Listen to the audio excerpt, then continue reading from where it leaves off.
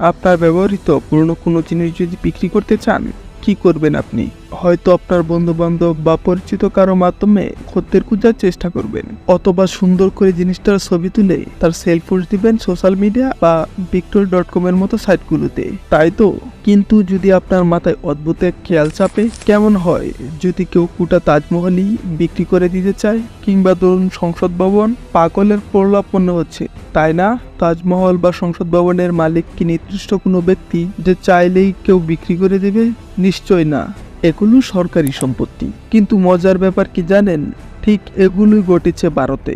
গোটা তাজমহলই বেচে দিয়েছে এক ব্যক্তি, তাও আবার একবার নয়, 3বার।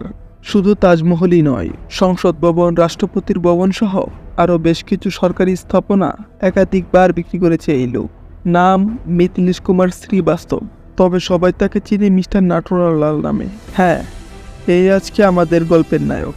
অবশ্যই অত বড় বড় জালিয়াতি যে করে বেরিয়েছে, তাকে নায়ক বলাটা ঠিক শোভনীয় নয় হয়তো। সে যাই হোক, কিন্তু আমাদের নাটোয়ারলাল আর 10টা বাটপার জালিয়াতির মতো ছিল না। রীতিমতো শিক্ষিত লোক সে। এলএলবি পাশও করেছিল। বিহারের সিফান জেলায় তার জন্ম। তা বেশ আগের কথা। তখন সোশ্যাল মিডিয়া বা ইন্টারনেট কোনো কিছুরই জন্ম হয়নি। একদিন নাটোয়ারলালের প্রতিবেশী তাকে কিছু ডকুমেন্ট দিয়ে তার ব্যাংক থেকে কিছু টাকা তুলে আনার অনুরোধ করে।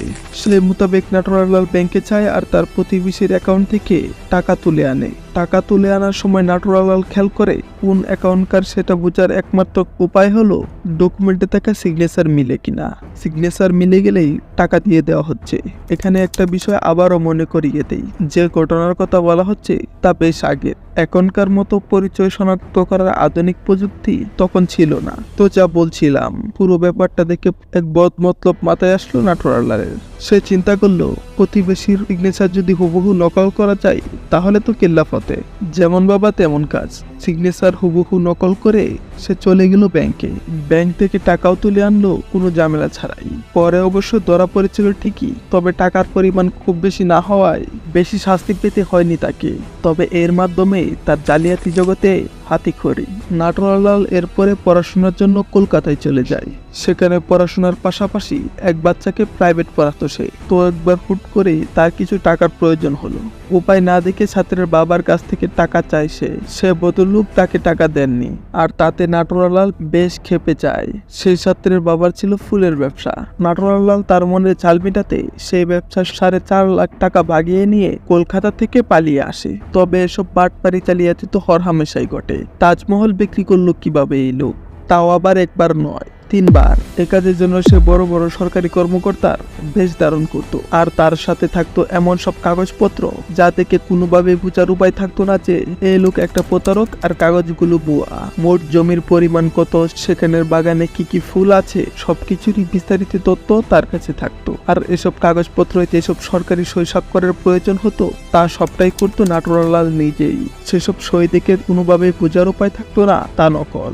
ভারতের অধিবেশনে যখন সকল সাংসদরা অধিবেশনে ব্যস্ত, ঠিক সেই সময়ই ডক্টর রাজেন্দ্র প্রজাতের সই নকল করে গোটা সংসদ ভবনে বেচে দেয়। এভাবে 3বার তাজমহল, 2বার রেড ফুট বা লাল দুর্গ, আর একবার রাষ্ট্রপতির ভবনই বিক্রি করে দেয় সে। কথা হচ্ছে, কারা সেই মহান বুদ্ধিজীবী যারা নাটোয়ারলালের কাছ থেকে এসব স্থাপনা কিন্তু মূলত নাটোয়ারলাল ভারতে ঘুরতে আসা বিদেশি পর্যটকদের টার্গেট করত, যাদের অর্ডেল টাকা আছে। সেই যুগে যোগাযোগের মাধ্যম ভালো না থাকায়, ইন্টারনেট সুবিধা না থাকায় লোকজনের মাধ্যমে জালিয়াতি প্রকাশ পেতে বেশ সময় লাগতো। ততক্ষণে বাবা নাটোয়ারলাল পগার পার। আর শুধু বিদেশি নয়, উচ্চপদস্থ সরকারি কর্মকর্তা বা এনজিওর হেড সেজে ধীরুভাই আম্বানি কিংবা রতন টাটার মতো ভারতের নামজাদা ধনীকেও বোকা বানিয়েছিল এই লোক। এভাবে ভারতের 8টি প্রদেশে প্রতারণা বা জালিয়াতি চালায় নাটোয়ারলাল। একবার এক ঘটনা, রাজীব গান্ধী তখন ভারতের প্রধানমন্ত্রী আর মুখ্যমন্ত্রী ছিলেন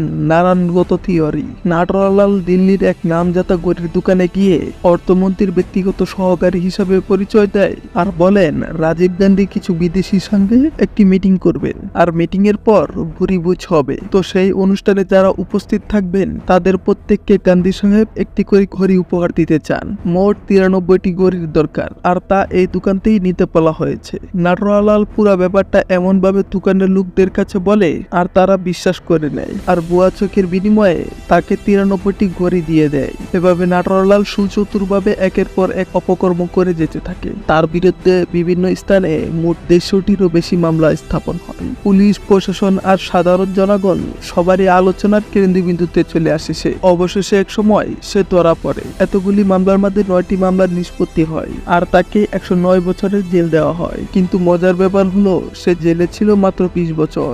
এর মধ্যে একাধিকবার পুলিশকে খোল খাইয়ে জেল থেকে পালাতে সক্ষম হয়। সর্বশেষ 1995 সালে সেই যে পালালো সে আর তার টিকিটেরও দেখা পায়নি পুলিশ। নাটোরলাল যা যা করেছে তা অবশ্যই নিন্দনীয় এবং ঘৃণ্য কাজ, এতে কোনো সন্দেহ নেই। তবে স্বীকার করতেই হবে তার মতো দ্রুত লোক খুব কমই মেলে। মানুষকে বোকা বানানোর কাজে সিদ্ধস্ত ছিল সে। একবার লাস্ট নুইয়ের একটি কারাগারে ছিল। তার স্ত্রী তাকে প্রায়ই অভাব অনটন আর দুঃখ কষ্টের কথা লিখে চিঠি পাঠাতো, কিন্তু সেই চিঠির কোনো উত্তর দিত না। এক সময় তার পরিবারের অবস্থা এমন হয়েছিল যে জমিতে নাঙ্গল দেওয়ার মতো পয়সাও ছিল না তাদের। কারাগারের জেলার সেই চিঠিগুলো পড়ে এবং নাটোরলালকে সেই চিঠির উত্তর দিতে বলে।